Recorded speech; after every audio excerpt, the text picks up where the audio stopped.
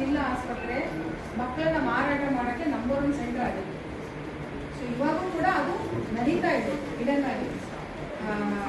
ಇಂತಹ ಒಂದು ಸೂಕ್ಷ್ಮತೆಗಳಿರುವಾಗ ಮತ್ತೆ ಹೆರಿಗೆ ವಿಷಯಕ್ಕೆ ಬಂದರೆ ಎರಡು ಸಲಹೆಗಳೇನಂತಂದರೆ, ನಮ್ಗೆಲ್ರಿಗೂ ಅನುಭವ ಇದೆ. ಕೆಲವರು ಅದನ್ನ ಏನು ನೇರವಾಗಿ ಇಶ್ಯೂ ತಗೊಂಡು ಹೋರಾಟ ಮಾಡ್ತಾ ಇದ್ದಾರೆ, ಒಂದಷ್ಟು ಬದಲಾವಣೆ ಮಾಡ್ತಾ ಇದ್ದಾರೆ. ಯಾಕಂದರೆ ನಾವು PHC ಮಟ್ಟದಲ್ಲಿ ಕೆಲವು ಕೆಲಸ ಮಾಡ್ತೀವಿ, ಕೆಲವು ಜಿಲ್ಲಾ ಹಂತದಲ್ಲಿ ಕೆಲಸ ಮಾಡ್ತೀವಿ.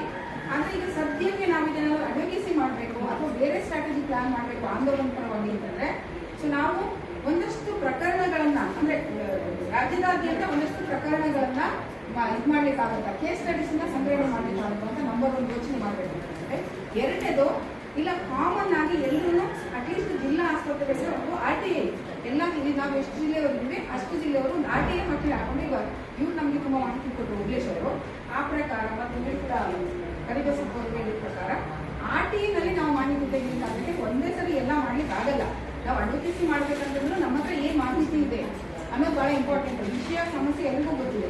ಹಾಗಾಗಿ ಈ ಥರದ ಕೆಲವು ಸ್ಟ್ರಾಟಜಿ ನಾವು ಕ್ಯಾಂಪೇನ್ ಅಂಡ್ ಬ್ಯಾನ್ ಮಾಡೋದು ಇಂಪಾರ್ಟೆಂಟ್ ಅನ್ಸುತ್ತೆ.